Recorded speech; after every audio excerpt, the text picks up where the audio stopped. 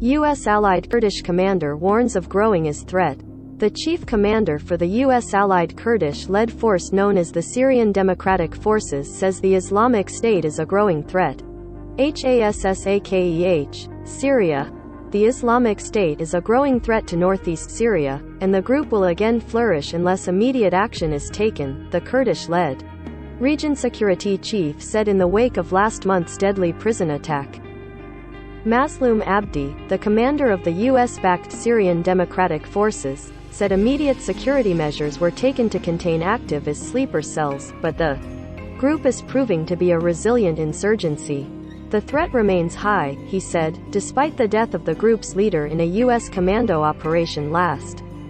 We are surrounded by the Islamic State, Abdi said during a wide-ranging interview with the Associated Press on Thursday night. We have said this many times. If we don't strive to fight as now, they will spread again.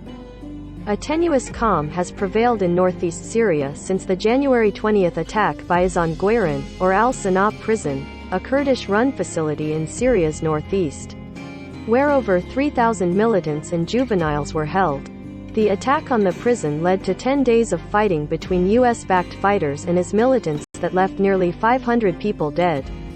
U.S.-backed Kurdish fighters brought the situation under control eventually. Abdi said immediate security measures were taken to contain IS sleeper cells after the assault.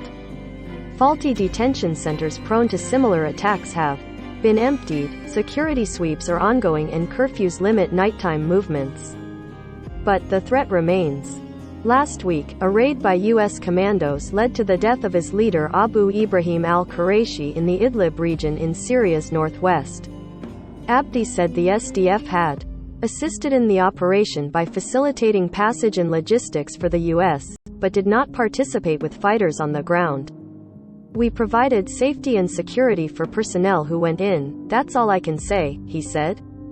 While the morale of IS may have been temporarily hit by al-Qurayshi's death in the aftermath of the prison attack, Abdi said he did not believe it would lead to the group's decline. They depend on decentralization, he said, behaving differently depending on local conditions and dynamics. Abdi shared blame for the prison attack, the biggest and bloodiest since IS lost the last sliver of territory it held in 2019, bringing a formal end to its self-declared caliphate over large parts of Syria and Iraq. At least 121 SDF fighters were killed in the battles around the prison that raged for nearly 2 weeks. We didn't execute our responsibilities well, Abdi says. The prison, located in Syria's Hasaka province, was a known threat. Abdi said on 2 occasions last year the SDF received intelligence that IS sleeper cells were plotting to launch an attack and free their comrades inside.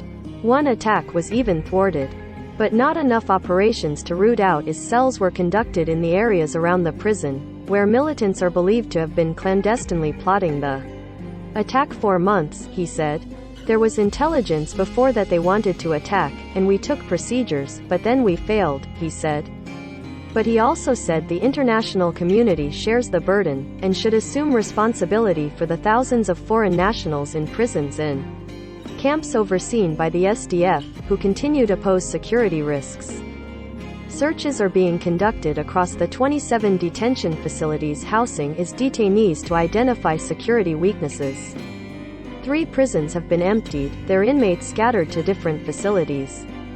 Abdi declined to name the facilities, but said 2 were close to the Turkish frontier, where bombardment is frequent. Another was found to have similar shortcomings, SAS in Guerin.